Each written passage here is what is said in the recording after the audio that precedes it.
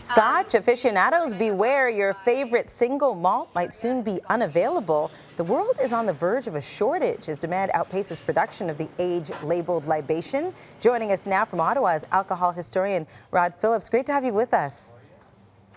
Oh, hi. It's good to be here. So tell us more about this. Why a shortage?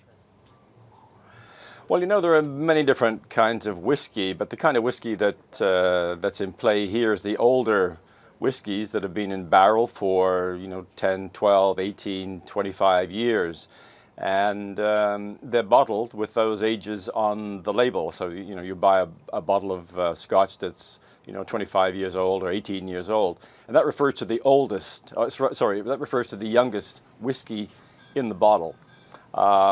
So the question is, how much of that whiskey do you have in reserve?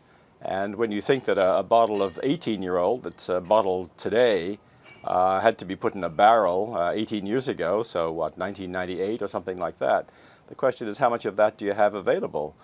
Now, there's a big demand for whiskey these days. The United States market is very, very strong, and the Asian markets are very strong as well.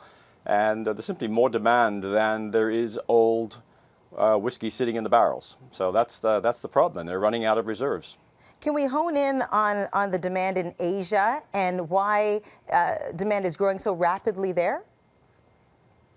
Yeah, there's a big demand for prestigious and expensive luxury alcohols in general.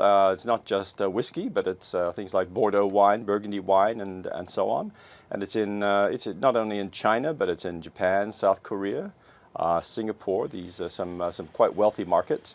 And that's been pushing up demand, and it simply wasn't expected.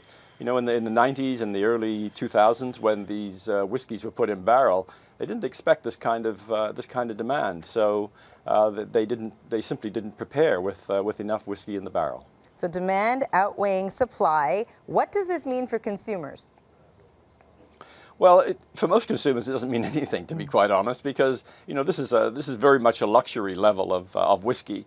But there are a lot of people who enjoy the older, the aged and age-stated whiskeys, and for those people, it's going to be more and more difficult to find them.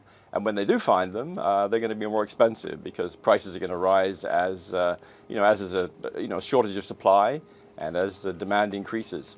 So it's it may become more difficult, and when you do find it, you're going to have to pay more.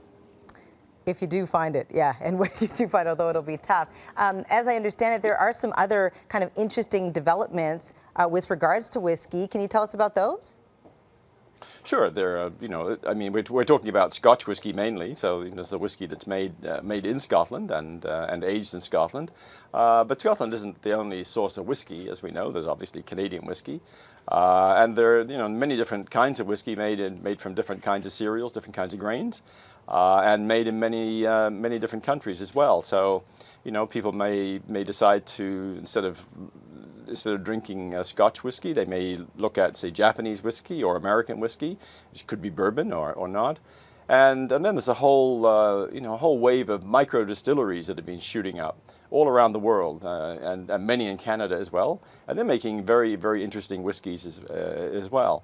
So there could be an upside to this shortage, and that is that people may move away from drinking what is a bit of a cliche, Scotch whiskey, and especially the aged ones, and they may start looking for more diversity. They may discover some interesting whiskeys from Toronto, from Lunenburg, from out west, from parts of the United States, from India, and so on. So it could just lead people to be more adventurous and diverse in their whiskey drinking. Yeah, and from that perspective, Rod, the glass is still half full. Thank you so much for joining us. Okay, you're welcome.